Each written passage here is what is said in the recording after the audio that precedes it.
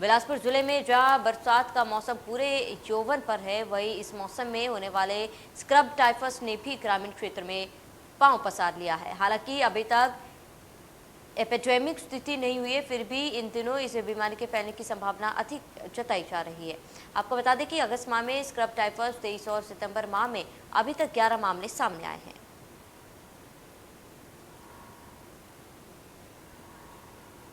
बिलासपुर में scrub typhus तो endemic है, मतलब ये हर साल इसके केसेस आते रहते हैं। 2017 से हमारे पास डेटा है, तो 2017 में तो 100 के आसपास केस आए थे।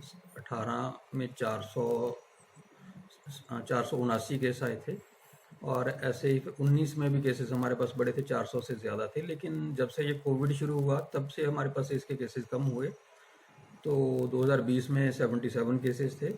अभी तक हमारे पास 42 केस इस साल में आ चुके हैं, लेकिन इन 42 केसेस में भी अगस्त के महीने में 23 केस आए थे, और 11 जो केसेस हैं वो अभी तक सितंबर में रिपोर्ट हुए हैं।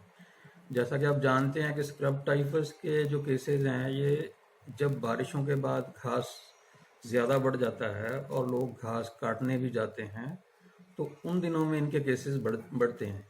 तो नेचुरली फिर ये महीने हैं अगस्त, सितंबर, अक्टूबर, तो इन महीनों में इनकी केसेस बढ़ते हैं। और जैसा मैंने बताया कि 11 केस इस महीने आए हैं, और इन केसेस का जो टेस्ट है वो जिला बिलासपुर में जो हमारा रीजनल हॉस्पिटल है, वहाँ पे एलिसा टेस्ट के द्वारा इसका टेस्ट होता है और उसी से कंफर्मेशन होती है।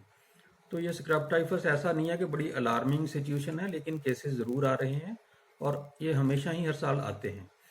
और जहाँ तक इनके ट्रीटमेंट का सवाल है, ये इसका ट्रीटमेंट कोई बहुत ज़्यादा मुश्किल नहीं है, और इसके लिए जो मेडिसिन होती हैं डॉक्सीसाइक्लिन और एजिथ्रोमाइसिन, वो हमारे इवन पीएचसी लेवल तक हर जगह उपलब्ध हैं।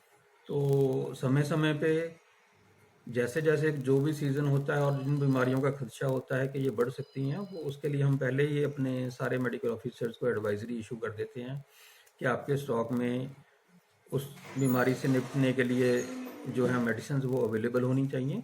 और स्क्रब टाइफस को भी लेके ऐसी स्थिति नहीं है कि हमारे पास दवाइयाँ नहीं हैं, और ये जो केसेस हैं ये नॉर्मल है। लेकिन फिर भी जो 11 केसेस आए हैं सितंबर में, हम इस पर नज़र बनाए रखे हैं। किसी एक एरिया में से अगर कुछ ज़्यादा केसेस आएंगे तो हम उसको उसी तरीके से इन्वेस्टिगेट करेंगे, अदरवाइज ये रूटीन में जो जो इनका ट्रीटमेंट होता है